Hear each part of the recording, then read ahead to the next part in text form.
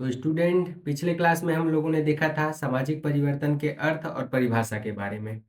और आज हम लोग पढ़ेंगे सामाजिक परिवर्तन के विभिन्न प्रतिमान क्या है। तो स्टूडेंट, यदि आप लोगों ने सामाजिक परिवर्तन के विभिन्न प्रतिमानों को समझ लिया तो आप लोगों के लिए सामाजिक परिवर्तन को समझना बहुत ही आसान हो जाएगा। सामाजिक परिवर्तन के प्रतिमान को समझने के लिए हमारे वीडियो पर बने रहिए और चलिए वीडियो को स्टार्ट करते हैं। तो स्टूडेंट, मैकाइवर तथा पेज ने परिवर्तन के 3 प्रतिमानों के बारे में जो उल्लेख किया है उसे हम लोग स्टेप बाय स्टेप देखेंगे। ठीक है, तो स्टूडेंट, सबसे पहले हम देखेंगे परिवर्तन के प्रथम प्रतिमान के बारे में। मैकाइवर तथा पेज का कहना है कि परिवर्तन का प्रथम प्रतिमान वह है जो प्रगति तथा विकास के रूप में होने वाले परिवर्तन को स्पष्ट करता है। ठीक है स्टूडेंट, क्लियर है? तो जब कोई परिवर्तन विकास और प्रगति के रूप में होता है तो वह परिवर्तन का प्रथम प्रतिमान कहलाता है। ठीक है स्टूडेंट। तो आइए स्टूडेंट, अब इसे थोड़ा डिटेल में समझने का प्रयास करते हैं कि जब किसी वस्तु का आविष्कार होता है तो अनेक दूसरे आविष्कारों द्वारा उनमें निरंतर सुधार होता रहता है। ठीक है, जैसे कि वैज्ञानिक के क्षेत्र में होने वाले परिवर्तन भी एक निश्चित दिशा में आगे की ओर बढ़ते रहते हैं, है कि नहीं? इसलिए ऐसे परिवर्तनों को रेखीय प्रतिमान कहा जाता है। इसका अर्थ होता है कि यदि हम परिवर्तन के इस प्रतिमान को एक रेखा के रूप में स्पष्ट करें तो थोड़ा बहुत परिवर्तन के साथ यह रेखा निरंतर रूप से ऊपर की ओर उठती हुई दिखाई देगी।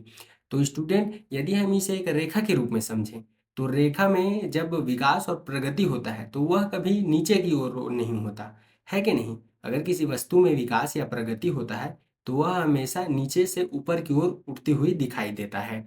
ठीक है स्टूडेंट, क्लियर है ये प्रथम प्रतिमान? चलिए अब तो फिर आगे की ओर बढ़ते हैं। तो स्टूडेंट, अब हम चलते हैं मैकाइवर तथा पेज के 3 प्रतिमानों में द्वितीय प्रतिमान की ओर।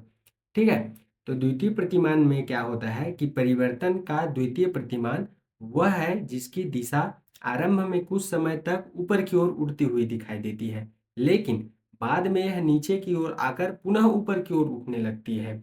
इसका अर्थ यह है कि ऐसे परिवर्तनों की कोई निश्चित दिशा नहीं रहती। ठीक है स्टूडेंट, क्लियर है? और इसे हम उतार चढ़ाव के रूप में होने वाला परिवर्तन भी कह सकते हैं। ठीक है, तो आइए इसके एक उदाहरण से समझते हैं। जैसे जनसंख्या में वृद्धि, पहले क्या होता है कि जनसंख्या पहले कम होती है, फिर ठीक है, फिर बढ़ने लगती है और फिर कम होने लगती है। वैसे ही होता है हमारा आर्थिक क्षेत्र में। आर्थिक क्षेत्र में क्या होता है कि आर्थिक क्षेत्र में कीमतें पहले बढ़ने लगती है, फिर कम होने लगती है, फिर बढ़ने लगती है। तो ये उतार चढ़ाव जो होता रहता है उसे उसमें द्वितीय प्रतिमान के कारण होता है। ठीक है स्टूडेंट, आई होप द्वितीय प्रतिमान आपको अच्छे से समझ आ गया होगा। तो चलिए अब आगे बढ़ते हैं। तो स्टूडेंट, अब हम लोग समझेंगे परिवर्तन का तृतीय प्रतिमान। तो परिवर्तन का तृतीय प्रतिमान वह है जिसकी एक रेखा लहर अथवा तरंग की तरह होती है। इसलिए इसे सामाजिक परिवर्तन का तरंगीय प्रतिमान कहा जाता है। जिस प्रकार जैसे समुद्र में होती है ना, जिस प्रकार समुद्र में उठने वाली लहरों का हमें कोई निश्चित स्रोत पता नहीं रहता। पता होता है कि लहर कब आ रही है, कब जा रही है, कब बढ़ रही है, कब कम हो रही है, पता नहीं होता है ना। लेकिन फिर भी एक लहर का आना जाना एक निश्चित क्रम में बना रहता है। जैसे उसका जो लहरें होती है उसका एक निश्चित क्रम होता है आने जाने का। उसी प्रकार समाज में होने वाले अनेक आंदोलन, फैशन के तरीकों तथा सामाजिक मूल्यों में भी इसी तरह के परिवर्तन देखने को मिलते हैं। इसे हम तरंगों की तरह समझ सकते हैं। जिस प्रकार जो पहले पुराने फैशन है, तो फैशन को हम एक उदाहरण लेते हैं। पहले क्या करते थे, फैशन में धोती का कुर्ता ये सब पहनते थे। लेकिन जनरेशन चेंज हुआ, अभी क्या आया है, शर्ट आया है, जीन्स आया है, पैंट आया है। लेकिन अब हम फिर उसी दिशा की ओर जा रहे हैं। हम फिर वही पुराना अपना रीति रिवाज को अपना रहे हैं, है ना? तो फैशन को हम इसका एक मेन उदाहरण, अच्छे से उदाहरण ले सकते हैं। तो ठीक है स्टूडेंट, आई होप आप लोगों को ये अच्छे से समझ आ गया होगा। अब सामाजिक परिवर्तन में आप लोगों को कोई परेशानी नहीं होनी चाहिए।